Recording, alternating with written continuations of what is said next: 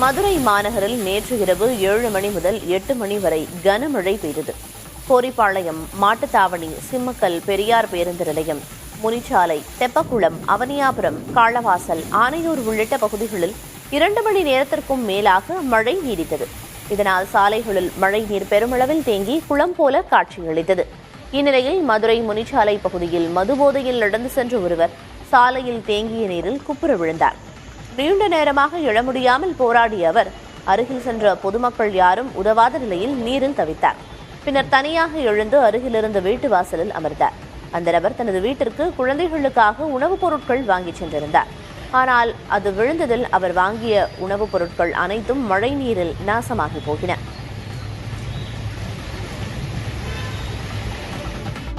தென்மேற்கு வங்கக்கடலில் நிலவும் வளிமண்டல கீழடுக்கு சுழற்சி இன்று காற்றழுத்த தாழ்வு மண்டலமாக உருவாகும் என்று இந்திய வானிலை ஆய்வு மையம் தெரிவித்துள்ளது. மேற்கு திசை காற்றின் வேக மாறுபாடு காரணமாக ஆகஸ்ட் 30ஆம் தேதி வரை தமிழகத்தில் ஓரிரு இடங்களிலும் புதுச்சேரி, காரைக்கால் பகுதிகளிலும் மிதமான மழைக்கு வாய்ப்புள்ளது என வானிலை ஆய்வு மையம் தெரிவித்துள்ளது. இன்றும் நாளையும் 2 நாட்கள் தென் தமிழக கடலோர பகுதிகள், மன்னார் வளைகுடா, குமரிக்கடல் மற்றும் வங்கக்கடல் மணிக்கு 65 கிலோமீட்டர் வேகத்தில் காற்று வீசக்கூடும். இதனால் மீனவர்கள் அந்த பகுதிகளுக்கு மீன்பிடிக்க செல்ல வேண்டாம் என்றும் தெரிவிக்கப்பட்டுள்ளது.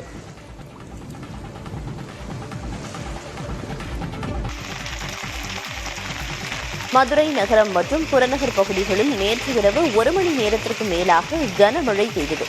இதனால் மேலூர், மாட்டுத்தாவணி, பழங்காநத்தம், சிம்மக்கல், அண்ணாநகர் உள்ளிட்ட முக்கிய சாலைகளில் மழைநீர் தேங்கியது. தத்தநேரி, பழங்காநத்தம், கற்றப்பாலம் உள்ளிட்ட ரயில்வே தரைப்பாலங்கள் முழுவதும் நீரில் மூழ்கின.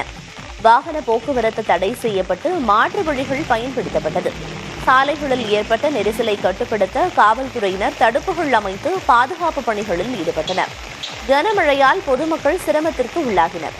அதே நேரத்தில் மழையால் வெப்பம் தணிந்து குளிர்ச்சியான சூழல் நிலவியது. இதனால் பொதுமக்கள் மட்டுமின்றி விவசாயிகளும் பெரும் மகிழ்ச்சி அடைந்தனர்.